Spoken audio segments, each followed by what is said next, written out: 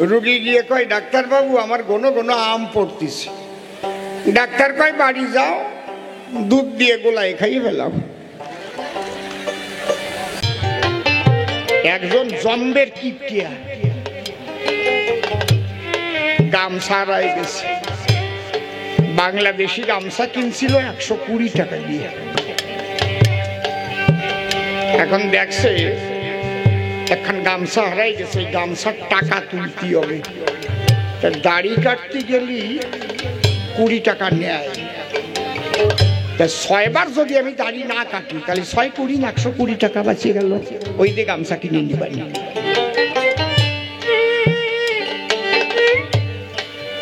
সপ্তাহে একদিন কাটতো, 6 সপ্তাহ কাটে নাই। দাড়ি কতটুকু হয়েছে বুঝেছে?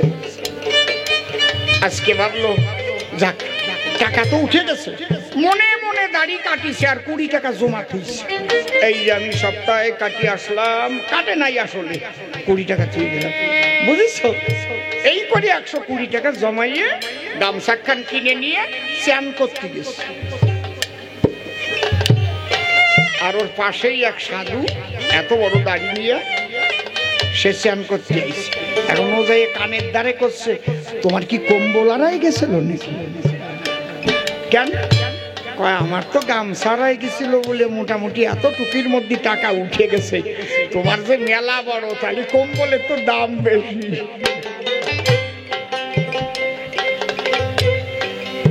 বুঝেছে? বাঁশি বাজে একই কানে, যার যেমন কান সেটাই শুনে। যে যাহা করে ভক্ষণ উদ্গারে তাহার লক্ষণ। ও ভাবছে আমি যেমন গামছা হারাইয়ে দাড়ি কাটি নাই, উনি মনে হয় কম্বল হারাইয়ে দাড়ি রাখিছি রে ভাই। এরকম হলে তো হয় না। কি টুম্পা হারাই গেছে,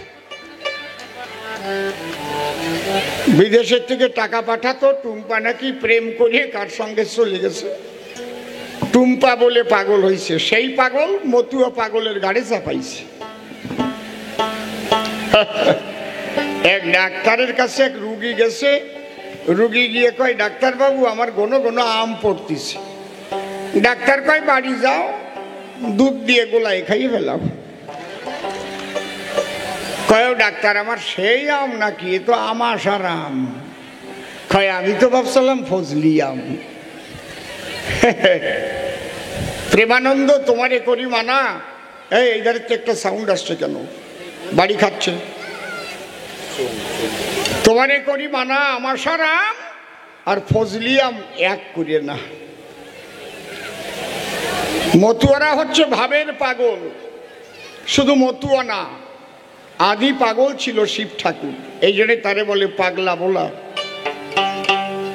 তার পরের পাগল ছিল হনুমান, রাম নামের পাগল। এ হনুমান আজকে কি বার? রামবার। কোন তিথি? রাম তিথি। যাচ্ছ কোথায়? রামের দেশে। খেলে কেমন? রাম খাওয়া। হাওয়া কেমন? রাম হাওয়া। রাম নামের গান গাওয়া। তারপরে পাগলিনী ছিল শ্রীমতী রাধা রানী, কৃষ্ণ প্রেমের পাগলিনী। কৃষ্ণের বাঁশি যখনই বাজত, রাধা সমস্ত বাধা বিপত্তিকে অতিক্রম করে অভিসারে বের হতো। তারপরে পাগল ছিল নিতাই চাঁদ, গৌর চাঁদ, পাগলা নিতাই। এ কি টুম্পা পাগল নাকি সব? তাই আমার প্রভুপাদ অশ্বিনী কর্তা তার গানের মধ্যে দিয়ে এই পাগল তত্ত্ব প্রকাশ করেছে। অনেক বিজ্ঞানের যুক্তি টুক্তি দিয়ে প্রশ্ন করেছে, পড়াশোনা করা আছে আর কি, বুঝলাম যা। মেডিকেল সায়েন্স নিয়ে একটু পড়িছি, ভালো, আরো পড়ো। ঈশ্বরকে পেতে গেলে 2 বার পাগল হয়, একবার পাবার জন্য পাগল হয় আর একবার পাওয়ার পরে পাগল হয়। অশ্বিনী কর্তার গানে আছে। একটা কাক 1 খণ্ড মাংস নিয়ে গাছের ডালে বসা ছিল। এই সময় একটা পাতি শিয়াল দাঁড়ালো গাছের তলায়। পাতি শিয়াল মনে ভাবে এই কাক একা একা মাংস খাবে, হায় রে হায়, কোন রকম কায়দা করিয়ে যদি একটু নিতে পারতাম ওই মাংস টুকরে, পাতিশিয়াল বসে গাছের গোড়ে ঊর্ধ্ব দিকে চায়, একবার ছবি আঁকা থাকতো।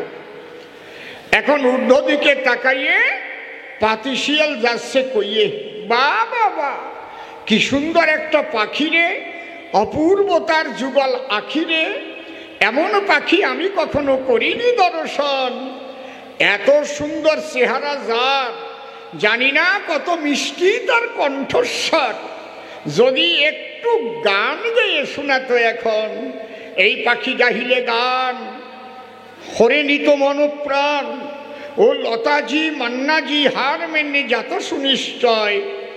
এখন কাক ওই কথা শোনার পরে ভাবে তখন অন্তরে, হ্যাঁ এত ভালো দেখা যায় আমারে, তাহলে গান গাইলে যদি আরো ভালো হয়, মনে আমার আছে ভাবো আমি একটা গান শুনোই দেব।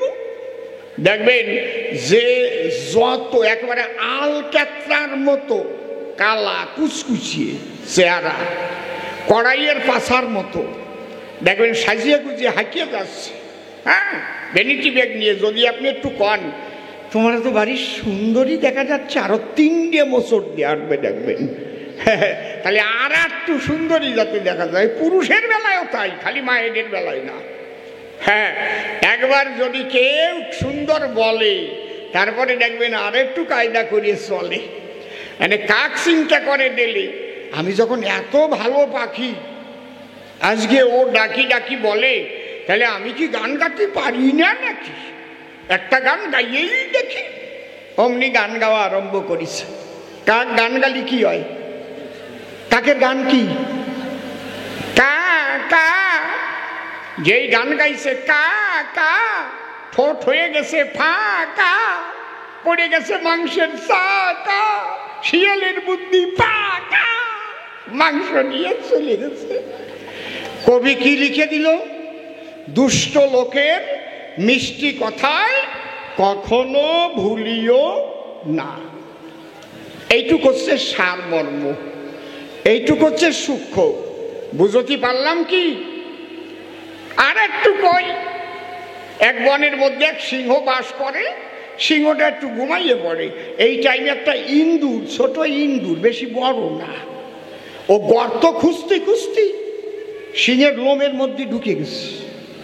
ঢুকে যেয়ে কানের কাছে যাইয়ে, সিংহের কানের ছিদ্র তো একটু মোটা, ওর মধ্যে মুখ দিয়েছে, এই যে আমার গর্ত নাকি দেখি।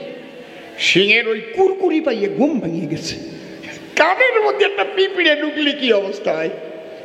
সিংহ অমনি মাথা ঝাড়া দিয়েছে, দিলেই ইন্দুর ছিটকে গেছে। অসভ্য কোথাকার, তুই ঢুকতেছিস আমার কানের ভিতর, ওরে খাবার দিয়ে ধরিস, তোরে এক টিভিতে পেটা গালাই দেব। ইন্দুর তখন ডেকে কয়, বনের রাজা কেন মারবা খালি খালি আমায়?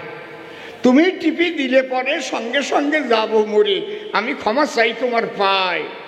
মনের কথা খুলে কই, আমি যত ছোটই জীব হই, কোনো একটা সময় আমারেও কাজে লাগতে পারে রে মশাই। সিংহ কয়, ইঁদুর নাকি আমারে উপকার করবে না, সরে যায় এখান থেকে, গেট আউট, যা, খবরদার পরিমাণা জীবনে কোনোদিন আসবি না। ইন্দুর মনে মনে ভাবে, তাই বাঁচিয়ে গেছি, চলিয়ে যাই। মশাই তার মাস 3 পরে সার্কেসের থেকে সার্কুলার করে, যদি একটা সিংহ ধরে দিতে পারে কেউ ওই সার্কেসের ভিতরে, তারে 10 লাখ টাকা দেবে। এইবার যারা শিকারী ছিল বনের মধ্যে জাল পেতে দিল, পড়বি তো পর, ওই সিংহ গিয়ে জালে পড়ল। যেই জালে জড়াইয়ে গেছে, নড়াচড়া করার সাথে আরো পেঁচাইছে, আর হাউট হাউট করে ডাকতেছে, হাউ করে। ওই ইঁদুরের কানে যখন সিংহের গর্জন পৌঁছায়, ইঁদুর তখন ধীরে ধীরে গর্ত হতে বের হয়ে পড়ে। এইবার গিয়ে সিংহের কানের ধারে হয়েছে উদয়, রাজামশাই কে রে? আমি সেই ইন্দুর। আবার আইছিস? কই না, আজকে আইছি অন্য কাজের জন্য। বলছিলাম না, যে যত ছোট হোক, শোনো তোমরা বিশ্বের লোক, তারেও অনেক সময় কাজে লাগতে পারে। কয় তুই আমার কি কাজ করবি? চুপ করিয়ে থাকো, এবারে দেখো কি করি। ইন্দুর টুক টুক টুক টুক টুক টুক করে জাল কাটিয়ে ফাটা ফাটা করিয়ে দিয়েছে, ফাঁকা হয়ে গেছে। রাজামশাই আর তোমার নাই ভয়? জাল কাটিয়ে দিছি, পালাও এই সময়। জালের বাইরে গিয়া ইঁদুরটাকে হাতে নিয়া, সেদিন সিংহ বলেছিল ডাক দিয়া, হে বিশ্বের লোক, যে যত ছোট হোক তারে কখনো অবহেলা করিয়া কেউ দিও না ফেলিয়া, দিও না তাড়াইয়া, সবাইকে কাজে লাগিতে পারে। আমি সিংহ হয়ে যাচ্ছি কয়ে ছোট্ট ইঁদুর বাঁচাইয়ে দিল আইজ আমার। এই জন্য আগে আমাকে বুড়ো বুড়িরে কত দে, একখান বাঙা কুলো কাজে নাগে রে, দে তুই দে, কত না নাকি। কমলা লেবু খাতাম, খোসাটা আমার ঠাকুরমা চালে গুজিয়ে থতো। কি করো? লাগবে আমি একদিন। তাহলে সারমর্ম কোনটুক? সিংহ আর ইঁদুরের যে গল্প কথা বসে শোনেন বিজ্ঞ শ্রোতা, কিংবা কাক আর শিয়ালের কথা আমি করিলাম বর্ণন, এর মধ্যে সূক্ষ্ম যেটুক আছে তাও বললাম আপনাদের কাছে, আপনারা করেছেন অনুধাবন। ঠিক ওই রকম এই সনাতন ধর্ম আগে ছিল, তারপরে যখন হিন্দু ধর্ম নাম হলো, এর মধ্যে যে আবর্জনা ঢুকে গেল, যাকে মনুবাদ ব্রাহ্মণ্যবাদ বলে কয়, বসে শোনেন জ্ঞানী নরে বিভিন্ন রকমের পদ্ধতি ঢুকে গেছে এর ভিতরে, সেই মূল জিনিসেই ভুল হয়ে যায়। তাহলে আসলে ধার্মিক হতে কি লাগে বলি সবার পুরো ভাগে, সেই সূক্ষ্ম তত্ত্ব এবার বলেছেন হরি দয়াময়। কি বলছেন? লয়ে নিজ নারী ব্রহ্মচারী সচ্চরিত্র রবে, হাতে কাম মুখে নাম সদা সত্য কথা কবে, পরসতী পরপতি কভুনা স্পর্শিবে, তুমি না ডাকিলেও হরি তোমারে ডাকিবে, সত্যবাদী জিতেন্দ্রীয় হইবে যেই, না থাকুক তার ক্রিয়াকর্ম হরি তুল্য সেই। দেখেছেন, এই কয়টার কথার পরে আর কোনো কথা নেই। বিশ্ব মানবের কল্যাণ করিতে আমার হরি চান, সনাতনের সূক্ষ্ম তত্ত্ব এবার করিলেন দান। এটা গ্রহণ করতে পারে কোনো খ্রিস্টান বা মুসলমান, অন্তরে করুন ধারণা, তার ধর্ম ত্যাগ করতে হয় না। কারণ আদি ধর্মই হচ্ছে সনাতন, আর তার সূক্ষ্ম তত্ত্ব এবার দিয়ে গেলেন হরি ব্রহ্ম সনাতন। মানুষ মনে মনে ভাবে তাই, আমি যদি একটু বড় বড় মালা পরি বা বড় চুল রেখে ঘুরি কিংবা একেবারে গেরুয়া বসনও পরি, তাহলে আমি সাধু হয়ে গেলাম রে ভাই। না রে, অত সোজা না। ওই বসন ভূষণ মালার মধ্যে সাধুত্ব নয়। সাধু হতে গেলে, ধার্মিক হতে গেলে কয়েকটা আদর্শ পালন করতে হয়। কেউ সুটকোট পরে যদিও ঘোরে, সেও ধার্মিক হতে পারে, যেমন শ্যামাচরণ লাহিড়ী ছিল আমাদের এই ভারতের গায়ে। আপনাদের আছে জানা, জীবনে কোনোদিন সাধুর পোশাক সে পরে না। যোগাচার্য শ্যামাচরণ লাহিড়ী, আমি যদি বলি আপনাদের বরাবরই, এই তাগড়াই মোচ ছিল তার, তাগড়াই মোচ থাকে কোনো কোনো সেনাদের, এইরকম মোচ স্যালেন্সা একজনের ছিল। এর মোচ কি মোচ, ধুতি পাঞ্জাবি পরা আর গভর্নমেন্টের চাকরি করা। কিন্তু বাক্য সিদ্ধ যোগীরাজ শ্যামাচরণ লাহিড়ী যেজন, ওনার একটা ছেলে ছিল, কথাটা আমার মনে পড়ে গেল। ওই ছেলেটাকে ভালোবাসত সর্বক্ষণ। একদম ছোট্ট ছেলে, যখন নিজে নিয়ে যেত স্কুলে, আবার স্কুল ছুটি হলে স্বগৃহে করত আনায়ন। ওই ছেলে যখন লেখাপড়া শিখিতে শিখিতে বসে শোনেন সুধী সতে, এই কলকাতাতে MA ক্লাসে করে অধ্যয়ন, MA ক্লাসে পরীক্ষা দিল, first class first gold medallist হলো। কিন্তু যেদিন রেজাল্ট বেরিয়েছিল সেই দিন ছেলেটার ঘটিল মরণ। একই মাত্র পুত্র তার, এ জীবনের ওইটুকু সার, যাকে রেখে সেবাচরণের বাঁচে না জীবন। ওই ছেলে যখন গেছে মরে, অধ্যাপকরা চিন্তা করে শ্যামাচরণকে আর বাঁচায় রাখা যাবে না, এবারে চলো আমরা 12 জন অধ্যাপক গিয়ে তার ধরে একটু বুঝাইয়া আসি। এখন 12 জন অধ্যাপক একসঙ্গে হাঁটা দিল। আর শ্যামাচরণ নিজের বাড়িতে ছিল। উনি 12টা চেয়ার পেতে সাথে সাথে একখানা ভালো টেবিল রেখে তাতে 12 প্লেট দই মিষ্টি আয়োজন করে রেখে বসেছিল। যখন ওই 12 জন গিয়ে দিল দর্শন, শ্যামাচরণ ডেকে বলে তাদের সদন, আসুন আসুন আপনারা 12 জন আসুন, এই চেয়ারে বসুন, আপনাদের জন্য দই মিষ্টি রয়েছে আয়োজন। ওরা মনে মনে ভাবে, তাই একই যাকে আমরা বুঝাবার তরে যার গেছে ছেলে মরে আমরা এলাম তার ঠাই, আর দিয়ে দেখি দৃষ্টি আমাদের জন্য রেখেছে দই আর মিষ্টি। এ তো ভেবে দেখি নাই। 12 জন যখন বসে বলো, শ্যামাচরণ তখন বলেছিল, আপনারা কেন এসেছেন আমার সদন আমি জানি, তাই আমার গেছে ছেলে মরে একটু জ্ঞান দিতে এসেছেন আমার ধারে, কারণ অত্যন্ত ভালোবাসতাম তো তারে, ওই ছেলে ছাড়া যেন বাঁচে না আমার জীবন। বসেন আপনারা 12 জন। আমার হেন কথা মনে লয়, আমি একা এসেছিলাম এই দুনিয়ায়, আমার সঙ্গে সেদিন আসে নাই কোনো জন। মাতৃগর্ভ হতে একাই প্রসব হয়েছিলাম পৃথিবীতে। ঈশ্বরের ইচ্ছা মতে আমি দাঁড় করেছিলাম গ্রহণ, দাঁড় শব্দের স্ত্রী। ঠিক যেমন সংসার ধর্ম পালন করতে গিয়া আপনারা যান কান খুলিয়া শুনিয়া, আমার ওই সন্তান ঈশ্বর করেছিলেন দান, সেই ব্রহ্ম সনাতন। তারই করুণায় ওই সন্তান রূপী অতিথি দিয়েছিলেন আমার আঙ্গিনায়। তাই সন্তানকে ঠিক যতটা কর্তব্য বসে, স্নেহের বসে, ভালোবাসার বসে, তার মনোবাসনা পূর্ণ করতে হয়। আমি তা করেছি বটে, তাই না হলে হিসেব দিতে হবে ঈশ্বরের নিকটে। তোর যে সন্তান রূপে পাঠিয়েছিলাম তোর ঠাই, তুই তো তাকে ভালোবাসিস নাই, তাই ঈশ্বরের অতিথি আমায় করলো দান। এবারে আমি পিতা, সে আমার সন্তান, এবার ঈশ্বরের সময় হয়েছে দিয়ে টান। যার মানুষ তার পাক কাছে নিয়ে গেছে, আমাকে এবার মুক্ত করে দিয়ে গেছে। প্রেমানন্দে গাইব আমি এবার ঈশ্বরের জয়গান। এতে আমি মায়ার কান্না কান্তি যাব কেন? সাধু এরে কয়, গুরুচান ঠাকুর নিজেই থাকতি তার ছেলে মরে যায়। মরে নাই?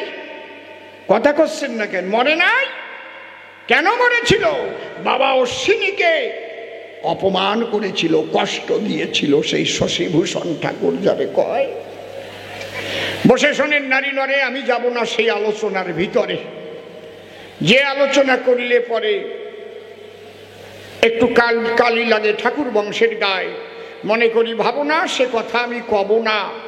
কিন্তু গুরুচান ক্ষমা করে নাই, কারণ আমার ভক্তের প্রাণে ব্যথা দেয়।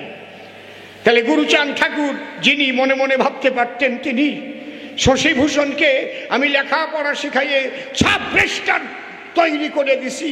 হ্যাঁ, সত্যভামা দেবী যিনি কতবার বলেছেন, তিনি একটু ক্ষমা করা যায় না?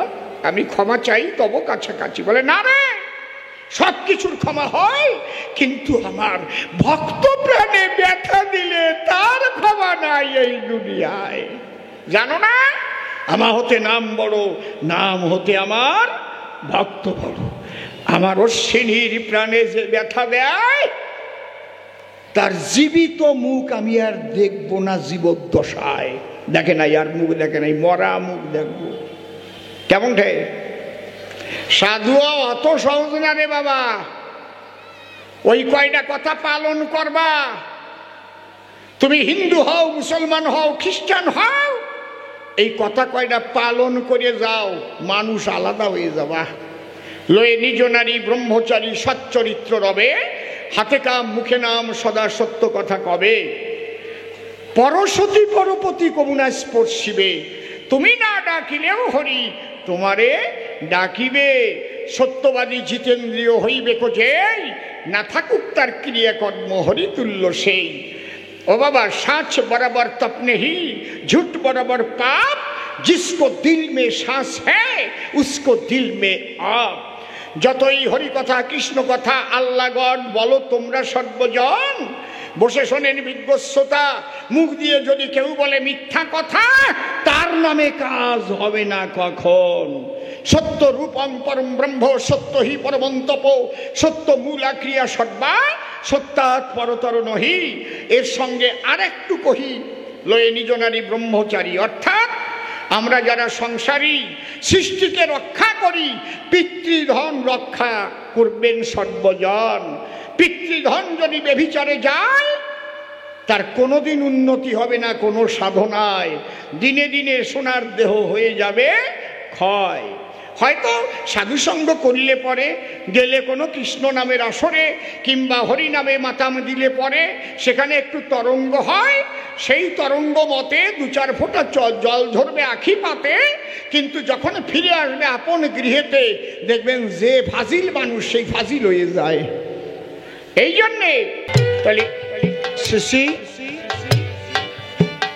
বাবা হরিচাঁদ ঠাকুর তিনি অতি সহজে প্রেম প্রাপ্তির এই পথ দেখিয়ে গেলেন এবং যারা কোনোদিন ধর্মীয় অধিকার পায়নি তাদের সেই অধিকার দান করলেন।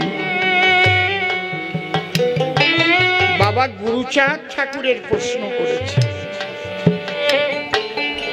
গুরুচাঁদ কি করে বাবা হয়, গুরুচাঁদ কি করে ভগবান হয়, সেই প্রশ্নটা করেছে। তবে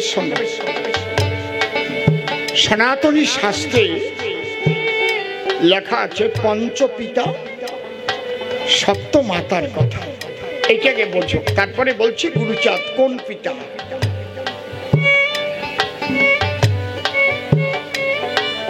গুরুচাঁদকে জাতির পিতাও বলা হয়। কেন বলা হয়?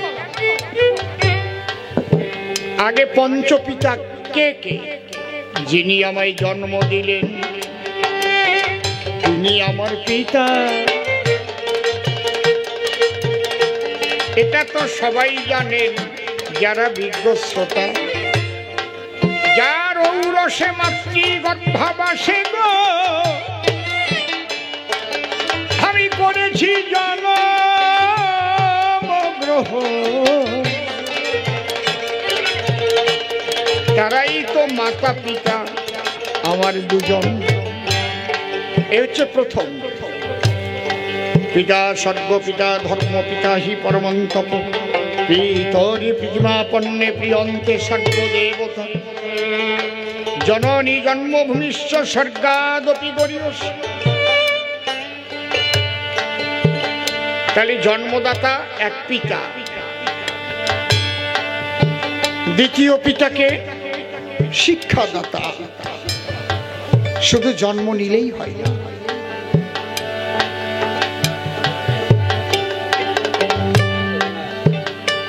শুধু জন্ম নিলেই হয় না, কিন্তু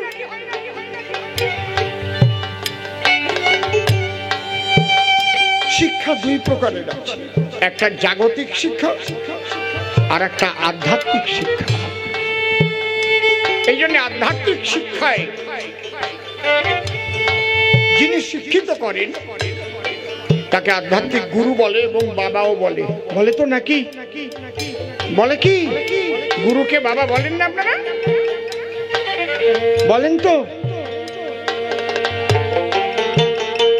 জাগতিক জগতে যার কাছে আমরা শিক্ষা লাভ করি তিনি হচ্ছেন মাস্টার মশাই।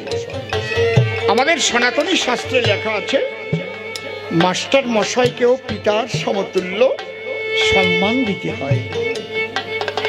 শ্রদ্ধাবানং লভতে জ্ঞানং, যে ছাত্র শিক্ষকের সম্মান দিতে পারে না সে যত উচ্চ শিক্ষা লাভ করুক তার দ্বারা এই জগতের কল্যাণ হতে পারে না, কোনোদিনও হবে না। লিখে নিয়ে যান, হয়তো সে উচ্চ শিক্ষিত হতে পারে কিন্তু জগতের কল্যাণ তার দ্বারা হবে না। তাহলে এক জন্মদাতা পিতা আর এক শিক্ষাদাতা পিতা, দুজন পেলাম পিতা আমরা। শোনেন নারী নরে, আরো তিনজন পিতা কে কে কহিব এবারে। জন্মদাতা, শিক্ষাদাতা, অন্নদাতা। নিরন্নকে অন্ন দিয়ে গো ওরে যে জনে বাঁচালো, সেও কিন্তু পিতার সম্মানটুকু পেল। আমি একটা প্রশ্ন করব আপনাদের কাছে, এই যে লকডাউন গেছে, কাজকর্ম সব বন্ধ হয়েছিল, মুখে মাস্ক দিয়ে আমরা চলতাম। আপনারা বলতে পারবেন ভারতবর্ষের কোন জায়গায় একটা মানুষ না খেয়ে মরেছে? বলেন, একটা মানুষ না খেয়ে মরেছে? বলেন না কেন? কেন মরেনি? বিনে পয়সায় খাবার দিয়েছে, দেয়নি? এখনো দিচ্ছে না? যে খেটে খাওয়া মানুষগুলো, গরিব মানুষগুলো, শ্রমিক, কৃষক, তাদের কোনো কাজ ছিল না, বাড়ি থেকেই তো বেরোতে পারত। তাই সবার মুখে খাদ্য যোগান দিয়ে যিনি বাঁচিয়ে রেখেছেন তিনি পিতার মতো সম্মান পাবার উপযুক্ত, অন্নদাতা পিতা। এখনো বন্ধ করেনি। কম ব্যাপার নয় রে বাবা, ৮০ কোটি মানুষের মুখের অন্ন জোগাড় করা খেলাখেলি ব্যাপার না। আহারে, তাহলে তিনজন পিতা পেলাম, জন্মদাতা, শিক্ষাদাতা, অন্নদাতা, আর একজন আশ্রয়দাতা। নিরাশ্রয়কে যদি কেহ আশ্রয় করে দান, সেও পাবে এই জগতে পিতারও সম্মান। এই ৪ নম্বর হয়ে গেল। ৫ নম্বর ভয়ত্রাতা। হয়তো আপনি একা একা সুন্দরবনে গেলেন, বাঘের মুখে পড়ে গেলেন, আর বাঁচার উপায় নাই, মৃত্যু অনিবার্য। যদি ওই সময় আপনাকে কেউ বাঁচিয়ে আনে, তাহলে কতবার তারে বাবা কবানে, বাবা তুমি না থাকলি আজকে বাঘের থাবা। আরে বাবা রে, তুমি আমার কত জন্মের বাবা। একে বলে ভয়ত্রাতা। এই পঞ্চপিতা, এই ৫ জনের স্ত্রী তো ৫ জন মা আছেই, সপ্তমাতা অর্থাৎ আরো ২ জন মা আছে। কে কে? একটা মা হচ্ছে জন্মভূমি, জননী জন্মভূমিশ্চ স্বর্গাদপি গরীয়সী। ভারত আমার মা। এখান থেকে আপনি বাজারে যাবেন, রেলগেটে যাবেন, বাড়ি কোথায়? নয়াগোপালগঞ্জ। এখান থেকে যখন আপনি কৃষ্ণনগর যাবেন, যদি কেউ জিজ্ঞেস করে বাড়ি কোথায়, কি বলবেন? নয়াগোপালগঞ্জ। কথা কয়েন কিন্তু কি বলবেন? কৃষ্ণনগর যখন যাবেন, বাড়ি কোথায়? বনগা। সারা বনগা বলে বাড়ি হয়ে গেল। দেখেছেন? এখান থেকে যদি আপনি গুজরাটে যান বা পাঞ্জাবে যান, বাড়ি কোথায়? ওয়েস্ট বেঙ্গল। এখান থেকে যদি আপনি লন্ডনে যান, বাড়ি কোথায়? আই এম ইন্ডিয়ান, আমি ভারতীয়। বোঝা যাচ্ছে কি আমার কথা? এখান থেকে যদি আপনি মঙ্গল গ্রহে যান, বাড়ি কোথায়? পৃথিবীতে। আমি পৃথিবী থেকে এসেছি ভাই। দেখেছেন আপনার ঠিকানা কিভাবে পরিবর্তন হয়ে যাচ্ছে?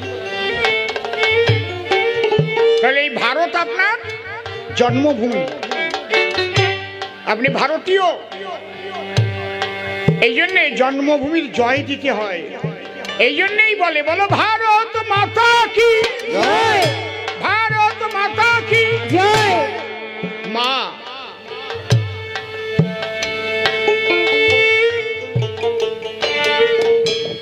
এই জন্মভূমির জয় দিচ্ছি, কারণ এই মায়ের কোলেই ভূমিষ্ঠ হয়েছে। এক মায়ের গর্ভে ছিলাম, সেখান থেকে প্রসব হলাম, প্রসব হয়ে স্তন সুধা পেলাম। যখন দুধ খাওয়া ছেড়ে দিলাম, তখন এই মায়ের বক্ষে যে ফসল উৎপাদন হয়েছে তাই খেয়ে বেঁচে থাকলাম। মা জননী জন্মভূমিষ্ঠ স্বর্গাদপি গরীয়সী। খালি জন্মভূমি আমার এক মা, খালি 6 জন মা পেলাম, আর একজন মা আছে। আমি একটা আপনাদের কাছে সাক্ষী মানবো, সত্যি কথা কবেন, যারা জানেন তারা কবেন, যারা জানেন না তারা কবেন না, আমারে মানে দায় ঠেকে কবেন না। আচ্ছা, ফাল্গুন মাসে কি আগে আমাদের দেশের বাড়িতে গোফাগুনা পূজা নামে কোনো পূজা হতো? কারা কারা জানো? হাত তোলো, হাত তোলো। সত্যি সত্যি যারা। গোফাগুনা মানে কি? যদি বাড়ি নূতন, কোনো বাড়ি নূতন গাই বিয়েত, তখন ওই গাইয়ের পূজা দিত। আবার ওই চাল গুঁড়ো করিয়ে জলের মতো করিয়ে তারপরে আবার কলকে দিয়ে সাপ দিত না গাইয়ের গায়ে, কি দিত কিনা? তারপরে খই মুড়ি মিষ্টান্ন এই দিয়ে পূজা দিত। তার মানে গোমাতার পূজা। তাহলে এটা আমাদের 14 পুরুষ থেকে করে আসছে, কেউ শিখাই দেয় নাই। কিন্তু আজকে যদি আপনি গোমাতার পূজা করেন, তবে নিয়ে শালা বিজেপি করে।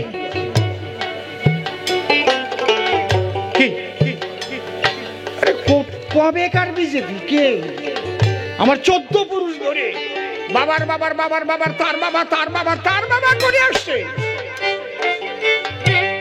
ফাল্গুন মাসে গরু গোমাতার পূজা, এই জন্য আগে সাক্ষী মানিয়ে নিলাম। তাহলে এক ভারত মাতা আর এক গোমাতা। বলো জয় জয় গোমাতা কি জয়, গোমাতা কি জয়, ভারত মাতা কি জয়। জন্মভূমি মা গো মা,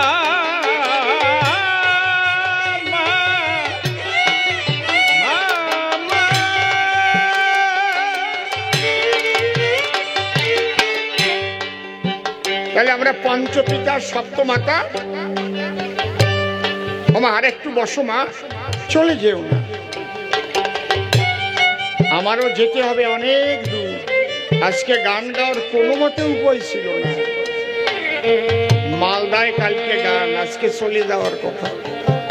খালি নিজেদের পাড়ার গান, গ্রামের গান। আর অশোকদা এমন ভাবে ধরলো, আর এরাও ধরলো।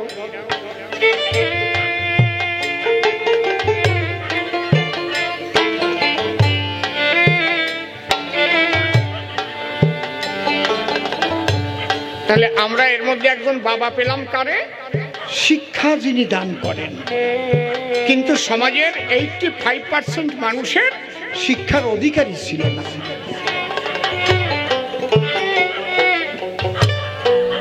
শিক্ষার যে কত মূল্য! আমরা ভগবান শ্রীকৃষ্ণকে পূজা করি, সেই কৃষ্ণ বলরাম 2 ভাই লেখাপড়া শিখতে গেল সন্দীপনী মুনির বাড়ি, তারা গিয়েছিল। তাহলে যারে ভগবান বলে পূজা করি আমরা গো, সেও বিদ্যা অধ্যয়ন করতে যায়, কিন্তু দলিত পতিত বলে অধিকার ছিল না ধরায়। শ্রীমান মহাপ্রভু, যাকে আমরা কি বলি, রাধা অঙ্গ কৃষ্ণ অঙ্গ মিলে হলো শ্রী গৌরাঙ্গ, সেই মহাপ্রভু টোলে পড়তে গেছেন। টোলে পড়তে গেছেন, বিদ্যানিধির টোলে। নিজে টোল খুলেছেন, কিন্তু দুঃখের বিষয় ইতিপূর্বে কোন অবতার দলিত পতিত লাঞ্ছিত বঞ্চিত মানুষের জন্য শিক্ষার আন্দোলন করেননি বা একটা স্কুল তৈরি করেননি। এটা করেছেন কে? বাবা গুরুচাঁদ ঠাকুর করেছে শিক্ষার আন্দোলন। হরি বলো, একবার গুরুচাঁদের নামে ধ্বনি দাও তোমরা ভক্তগণ। বাবা গুরুচাঁদ বললেন, যদিও তোরা করির ভিক্ষা, ছেলে মেয়েদের শিক্ষা, শিক্ষা সংহতি সংগ্রাম চেতনা, দলিতের মুক্তি নাই এই তিন দিনা। আরে আমরা কি তার ঋণ শোধ দিতে পারি? কোনোভাবে পারি? কখনোই পারি না। তাই সে আমার বাবা, সে আমার ভগবান।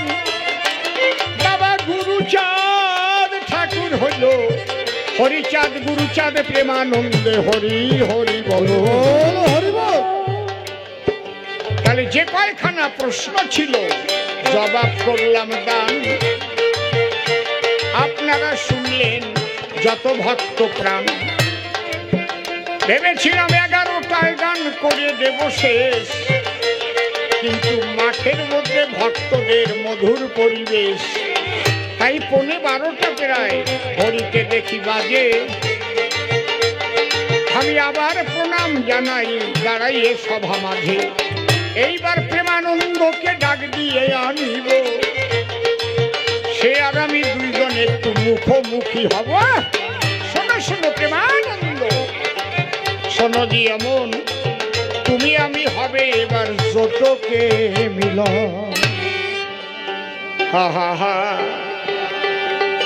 সঙ্গপনে তোমার শোনে মনে মনে আমার মিলন।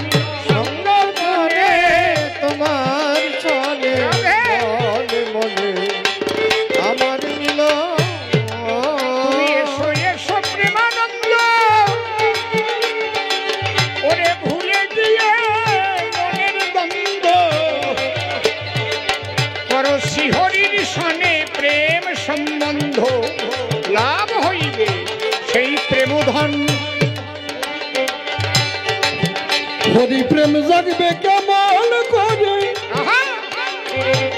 বলো দেখি আমার ধারে। জানতে আমার ইচ্ছে করে তোমার কাছে করি শ্রবণ। চলো তুমি প্রেমের হাতে, ওই ওরা কান্দির গোলার ঘাটে। দেখবে হরি নামের তুফান ওঠে, গড়াগড়ি দাও না এখন। অন্তরে মন আছে ভাবো, ওরা কান্দি আমি যাব। প্রেম সুধা লুটে খাবো আনন্দে ভরিবে এমন। যেখানে প্রেমিক মানুষের আনাগোনা, সেখানে চলো এবার যাব দুইজনা। প্রেমিক বিনে তো প্রেম মেলে না, প্রেমিকের কাছে থাকে প্রেম ধন। বলো প্রেমিক চিনব কেমন করে ভালো ভালো জানতে আমার ইচ্ছে করে। ভুলে বলো আমার ধারে তোমার কথায় আজি করিব শ্রবণ। ওরে বল হরি বল হরি বলে